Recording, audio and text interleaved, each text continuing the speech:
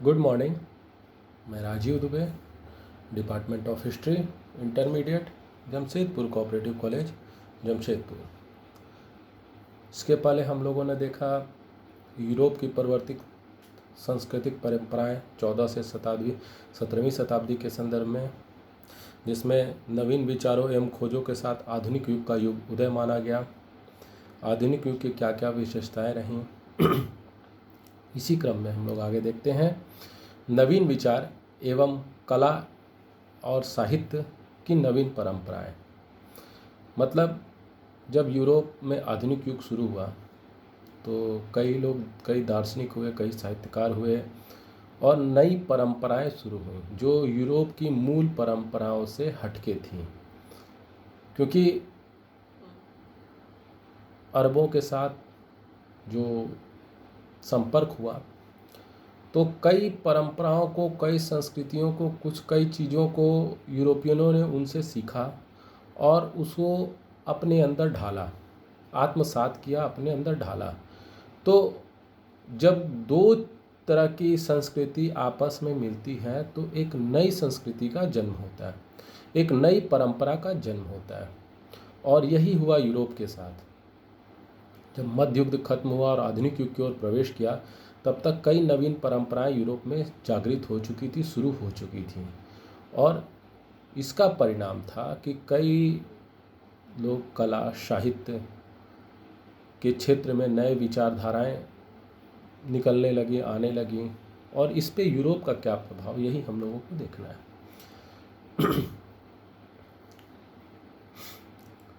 चूँकि विचार जो होता है वही मनुष्य की प्रेरक शक्ति होता है। अगर आप सोच रहे हो, सोचने समझने की शक्ति आपके साथ है, आप किसी चीज़ पर चिंतन मनन कर रहे हो, तो यकीन मानिए कि आप चिंतनशील व्यक्ति हैं और चिंतन करने से कुछ ना कुछ निष्कर्ष जरूर निकलेगा। जैसे दूध को मथने से दही निकलता है, मट्ठा निकलता है, मक्खन निकलता है।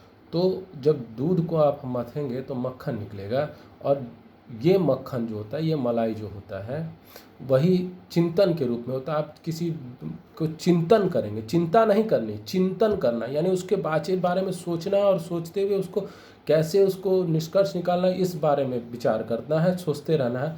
तो ये जो चिंतन होता है, चिंतन करने से वह नई विचारधाराएं, नए विचार आते हैं। और यही जो है, ये मूल रूप है जो आपको आगे बढ़ने की प्रेरणा देता है। यही यूरोपियनों के साथ हुआ। यूरोप के कई विचारों ने तर्क एवं प्रयोग पर आधारित चिंतन पर बल दिया। यानी जब नवीन युग शुरू हुआ, आधुनिक युग शुरू हुआ, तो कई विचारक आए, कई चिंतक आए और उन्होंने तर्क एवं प्रयोग के आधारित चिंतन पर बल दिया। मध्य युग के अंधकार एवं सामंतवादी व्यवस्था ने आम मानव का बहुविधि शोषण किया। यानी जो मध्य युग में सामंतवादी व्यवस्था थी और उसका जो अंधकार स्वरूप था, उसने आम आदमी की, आम मनुष्य की बहुत तरह से शोषण किया, कई तरह से शोषण किया। तो ऐसी परिस्थिति में आधुनिक युग के आरंभ के साथ आम मानव ने, कृषकों ने स्वतंत्रता के वातावरण में चैन की सांस ली। जो सामंतवादी व्यवस्था में अपने आप को गुलाम महसूस करते थे, पीड़ित महसूस करते थे, उन सभी लोगों ने, कृषकों ने आधुनिक युग में स्वतंत्र हुए और स्वतंत्रता के जो हुई, उन्हें प्राप्त हुई, उसका इन्होंने चैन की सांस ली। यानी अब उन्हें ये महसूस हो गया कि भाई अब हम गुलाम नहीं हैं, अब हम भी स्वतंत्र नागरिक और खुशी से रह सकते हैं। और ऐसे नवीन मानवतावादी विचारों को लोगों ने हाथों हाथ लिया, खुशी खुशी स्वीकार किया। और ऐसे ही मानवतावादी विचारों ने यूरोप को गौरवान्वित महसूस कराया, गौरवान्वित कराया। अब अगर हम इसकी एशिया और खासकर भारत के साथ तुलना करें, तो जो चीज़ें यूरोप में अब हो रही थी, भारत में लगभग 2,500-3 हज़ार साल पहले हो चुकी थी। सिंधु घाटी सभ्यता डेवलप थी। उसके बाद में जो भारत का इतिहास में और भी हुई, चंद्रगुप्त मौर्य का शासन आप ले लीजिए, चंद्रगुप्त द्वितीय का शासन ले लिए, गुप्त वंश, मौर्य वंश, अशोक, सातवाहन, चालुक्य, इन सभी लोगों ने जो भारत को एक नया आयाम दिया, एक ऊंचाई दी, एक विचारधारा दी, उसके मुकाबले यूरोप अभी बहुत पिछड़ा हुआ था। फिर भी चूँकि अरबों से इन्हें भारत के का ज्ञान अरबों से इन्हें मिला और ये उसको आत्मसात कर कर नई परंपरा के साथ आगे बढ़ने लगे हैं। तो यूरोप में भी अब नवीन मानवतावादी विचार आने लगे और इससे यूरोपीय इतिहास अपने आप को गौरवान्वित महसूस करने लगा, प्राउड फील करने लगा। सामंतवादी व्यवस्था में अधिकांश मजदूर, कृषक, भूदास सामंतों के सुख सुविधाओं के वस्तुएं उपलब्ध कराने में ही संलग्न रहते थे। यानी सामंतवादी व्यवस्था में सामंतों की चलती थी और उसके में मजदूर, कृषक, किसान, भूदास यानी जमीन के जो दास होते थे, भूदास, वे सामंतों की सुख सुविधाओं के लिए जो वस्तुएं जरूरी होती थीं उनको उपलब्ध कराने के में ही लगे रहते थे। अपने बारे में, अपने परिवार के बारे में बहुत ज़्यादा वो कुछ नहीं कर पाते थे। बस सामंत लोगों की सुख सुविधाओं की व्यवस्था करना ही उन लोगों की ड्यूटी थी।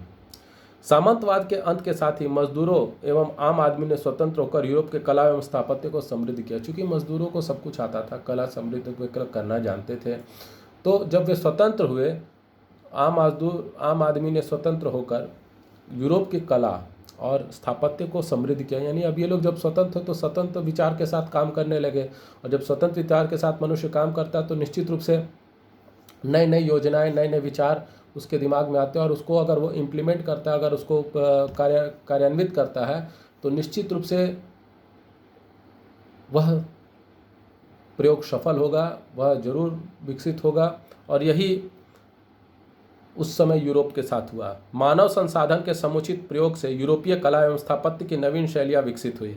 स्थापत्य कला, चित्रकला, मूर्तिकला एवं संगीत कला के क्षेत्र में भी अभूतपूर्व प्रगति संपन्न हुई। निश्चित रूप से जब मनुष्य गुलाम नहीं रहा और यूरोपियन आदमी जब गुलाम नहीं रहा तो उसने नई नई विचारधाराओं को जन्म दिया। और जब नई नई विचारधाराएं आई तो वह उन विचारधाराओं को कार्यान्वित करना शुरू कर दिया और उसके साथ में उसका परिणाम स्वरूप स्थापत्य कला, चित्रकला, मूर्तिकला और संगीत कला के क्षेत्र में बहुत अभूतपूर्व प्रगति हुई। साहित्य के क्षेत्र में भी यूरोपीय प्रगति से अछूता नहीं रहा। साहित्य के क्षेत्र में भी अभी तक स्थापत्य कला वगैरह में प्रगति हुई, साहित्य के क्षेत्र में भी यूरोप में प्रगति हुई। 14वीं शताब्दी के पश्चात यूरोप में कई महान साहित्यकार पैदा हुए। इन साहित्यकार के प्रयासों से यूरोप साहित्य अत्यंत समृद्ध हुआ। मतलब अब जब नई विचारधाराएं जन्म ली तो कई साहित्यकार भी जन्म पैदा हुए और इसी साहित्यकारों ने के प्रयासों से यूरोपीय साहित्य जो था वह भी बहुत समृद्ध हुआ।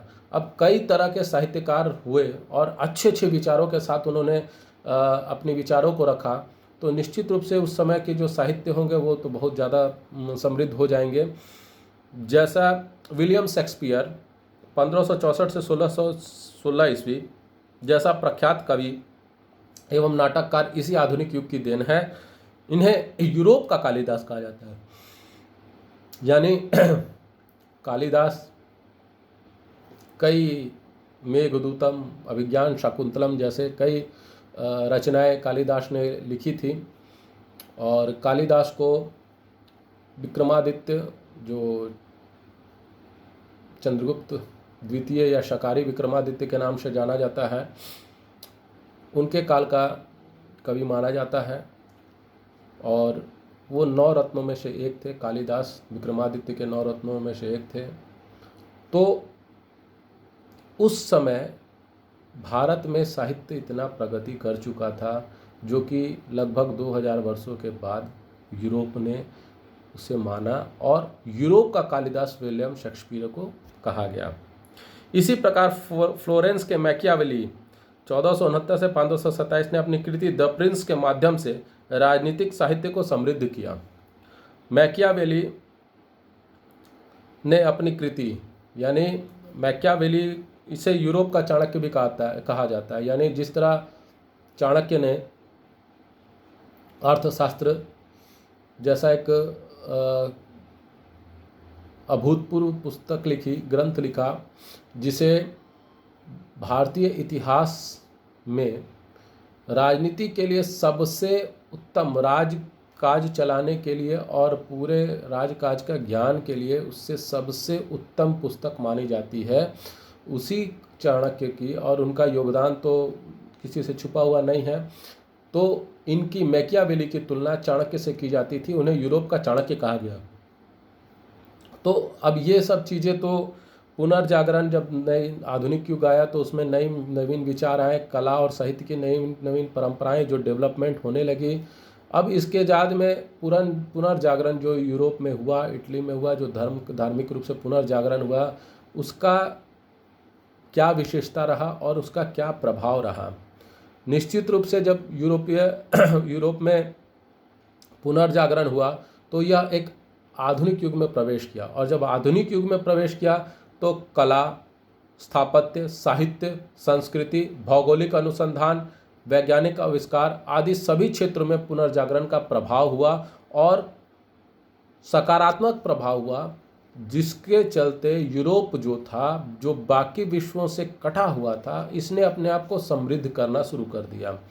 नवीन विचारों का विदय हुआ, जिसमें तर्क एवं प्रयोग आधारित चिंतन शुरू हुए। यानी आप किसी बात को तर्क करिए कि भाई ये कैसे हुआ, इसको ऐसे नहीं ऐसे होना चाहिए था। तो ऐसी चीज़ें जो सकारात्मक तार्किक तर्क होने लगे और उस पर चिंतन होने लगा, तो ऐसी चीज़ें एक नई विचारधारा को जन्म देती हैं, और एक नए विचार को जन्म देती है, एक वैज्ञानिक विचारधारा को जन्म देती हैं, और यही यूरोप में हुआ।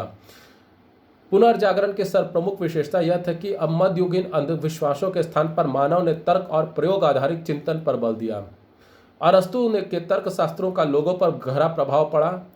पेरिस, बोलोन, ऑक्सफोर्ड, कैम्ब्रिज आदि विश्वविद्यालयों ने तर्क आधारित चिंतन पर बल देते हुए उसी विचारधारा को उचित मानने पर जोर दिया जो तर्क की कसौटी पर खरे उतरे। यानी अब जो भी विचारधारा आएंगी, जो भी बातें होंगी, हम उसे तर्क की कसौटी पर कसेंगे, यानी तर्क करेंगे और उसको चिंतन करेंगे। अगर वो उस पर सही उतरती है, सही साबित होती है, तो उस बात को हम लोग मानेंगे, और अगर वो बात सही नहीं हो साबित होती तो हम लोग उसको नहीं मानेंगे। अरस्तु के तर्कशास्त्र की तरह यूरोप में प्रयोगात्मक खोज प्रणाली के प्रवर्तक रोजर बेकन को माना जाता है। रोजर बेकन ने अपनी कृति आपस मेयस ने ज्ञान प्राप्ति के दो मार्ग बताए, वाद विवाद द्वारा तथा प्रयोग द्वारा। मगर इन मार्गों में बेकन महोदय प्रयोग एवं अनुभव आश्रित चिंतन पर विशेष बल देते हुए बताते हैं कि वाद विवाद से प्रश्न का अंत हो जाता है और हम भी उस पर सोचना बंद कर देते हैं, परंतु इससे न तो संदेह समाप्त होता और न ही मस्तिष्क की शांति होती है। मतलब बेकन महोदय ने ज्ञान प्राप्त करने के लिए दो मार्ग बताए। पहला, वाद विवाद, यानी किसी बात को, मुद्दे को रखें और हम लोग उस पर वाद विवाद करें, कोई पक्ष में बोले, कोई विपक्ष में बोले, और उससे एक विचार प्रकट होता है। एक ये बात बताई। दूसरी बताई कि हम उस पर प्रयोग करें, जो बात निकली हम लोग उसको प्रयोग करें, और प्रयोग करके अपने ऊपर में प्रैक्टिकल करें, और उससे जो रिजल्ट निकलता है, जो एक्सपीरियंस होता है, जो अनुभव प्राप्त होता है, हम उसको एक्सेप्ट करके उससे ज्ञान प्राप्त करें। तो वाद विवाद में बेकन महोदय ने कहा कि जब वाद विवाद होता है तो वो प्रश्न का अंत हो जाता है और हम उसको सोचना बंद कर देते, जो भी निष्कर्ष निकलता है बस दैट्स इट, खत्म, अब हम लोग उसके बारे में नहीं सोचेंगे। लेकिन अगर हम उसको प्रैक्टिकल लेने शुरू कर दें तो हम निश्चित रूप से उसके बारे में सोचते हुए प्रैक्टिकल करेंगे, प्रयोग करेंगे, और प्रयोग करके जो उसका डिसीजन होगा, जो उसका निष्कर्ष निकलेगा, हम लोग उसको फैक्ट मानेंगे। तो ये ज़्यादा फायदेमंद हुआ। संदेह का समाप्त हो जाए, चूँकि वाद विवाद से एक हो रहा जाता है, अरे यार ऐसे नहीं, ऐसे होना चाहिए था। तो ये जो संदेह था, ये संदेह तो वाद विवाद से समाप्त होता है, जो प्रयोग से समाप्त हो सकता था, क्योंकि प्रयोग ने आपको दिखा दिया कि हाँ भाई ये चीज़ ऐसे होता है। तो प्रयोग को बेकन महोदय ने सबसे सही सत्य की खोज में माना। यानी कि सत्य की खोज, अगर आप किसी चीज़ के बारे में सोच रहे हो और चिंतन कर रहे हो, तो सत्य की खोज के लिए सबसे बढ़िया उपाय था प्रयोग करना। आप उस बात को प्रैक्टिकल ले लो, प्रैक्टिकल करो, निश्चित रूप से वह सक्सेस करेगा, आपको समझ में भी आएगा, और आप उसको, अगर आपके फ़ायदे के लिए तो आप उसको एक्सेप्ट करो, ना तो नहीं करो। तो ये चीज़ें ज़्यादा फ़ायदेमंद की। क्योंकि मनुष्य जो है एक जिज्ञासु प्राणी है। मनुष्य हमेशा एक चिंतनशील व्यक्ति है, चिंतनशील प्राणी है। वो हमेशा कुछ ना कुछ सोचते रहता है, कुछ ना कुछ उसके बारे में तो और जानने की मनुष्यों के अंदर में एक अलग तरह की जिज्ञासा होती है, एक जानने की उत्कंठा होती है। तो मनुष्य एक जिज्ञासु प्राणी है और जब वह स्वयं अनुभव और प्रयोग द्वारा किसी परिकल्पना को समझ लेता है तो उसे हर तरह से शांति मिलती है। आप कोई चीज़ के बारे में सोचो कि ये कैसे हुआ, आप प्रैक्टिकली देखोगे कि जब तक आप उसके बारे में जान नहीं लेते तब तक आपको शांति नहीं मिलेगी, आप सेटिस्फाइड नहीं होगे। तो ये चीज़ें जो मनुष्य के साथ थी, ये यूरोप में जब चलना शुरू हुआ तो ये धीरे धीरे धीरे धीरे यूरोप को वैज्ञानिक रूप से बहुत ज़्यादा डेवलपमेंट करना शुरू किया। इस तरह से चूंकि अब मनुष्य क्या था, प्रैक्टिकल करना शुरू किया, प्रयोग करना शुरू किया और इसका रिजल्ट जो था आने वाले समय में कई वैज्ञानिक रूप से आविष्कारों में देखने को मिला। Thomas Alva Edison, bulb, TV, telephone, ये सभी चीज़ें का आविष्कार हुई, आविष्कृत हुई, खोज हुआ और ये सभी चीज़ें विचारधारा से ही आई। हम सोच रहे लाइट कैसे जलाना है, तो भाई लाइट को ऐसे ऐसे जलाना है, ये फॉर्मूला करेंगे तो लाइट जलेगा, ये करेंगे। तो ये प्रैक्टिकल करना शुरू किया, उन लोगों ने प्रयोग करना शुरू किया और जिसके चलते वैज्ञानिक रूप से उन लोगों ने बहुत ज़्यादा तरक्की की। तो इसके बारे में हम लोग आगे भी पढ़ेंगे। तो आज हम लोग इतना ही देखते हैं। आपको ये वीडियो कैसा लगा, लाइक करें, कमेंट करें, शेयर करें, ज़्यादा से ज़्यादा मात्रा में सब्सक्राइब करें। राहत की खबर है, पिछले मई महीने के 9 दिनों में लगभग 7,000 लोग पॉजिटिव हुए जमशेदपुर में और लगभग 8,500 से ज़्यादा लोग रिकवर होकर घर गए। ये जमशेदपुर के लिए अच्छी खबर है। कल की बात करें तो कल लगभग 500-550 लोग पॉजिटिव हुए तो 711 लोग रिकवर होकर घर गए। हम लोग ने जो संयम रखा है पिछले 20-25 दिनों में, यही संयम को हम लोगों को आगे भी ले जाना है, यही संयम हमें आगे भी बरतनी है और निश्चित रूप से हम जो सुखद परिणाम अभी देखने को मिलने शुरू हुए हैं, ये सुखद अंत के साथ ही ये समाप्त होगा, यानी कि कोरोना को हम लोग हरा देंगे। हम लोगों को यही धैर्य का पालन करना है, यही धैर्य दिखाना है, यही पेशेंस दिखाना है। यकीनन हम इस जंग को जीतेंगे, जीतने का प्रयास हो रहा है और हम जीत की दिशा में प्रतिदिन आगे बढ़ रहे हैं। अब पॉजिटिव और रिकवरी का जो डिस्टेंस है वो बढ़ रहा है, दिनों दिन पॉजिटिविटी रेट घट रहा है, तो नेगेटिव रिकवरी रेट है वो बढ़ रहा है। जहाँ शुरुआत में 19%, 20% पॉजिटिविटी रेट था, आज घटकर 11%, 12% हुआ है। ये भी घटेगा। रांची में 19% था, वह घट के 7% हो गया। पूरे झारखंड में 8%, 10% चल रहा है। जमशेदपुर में 12% है, 20% से घटा। ये घटेगा, हम बस संयम करना, हमें बस संयम रखना है, हम इस जंग को ज़रूर जीतेंगे। तो आप लोगों से निवेदन है कि कोरोना गाइडलाइन का पालन करें। सरकार ने जो भी गाइडलाइन दिया है उसका हम लोगों को पालन करना है और नियमों को मानना है। घर से बाहर ज़्यादा निकलने की ज़रूरत नहीं है, बिना कारण, बिना मतलब। तो यही उम्मीद के साथ में आप घर पे रहिए, सुरक्षित रहिए, स्वस्थ रहिए। शुभकामनाएं हैं मेरी। धन्यवाद।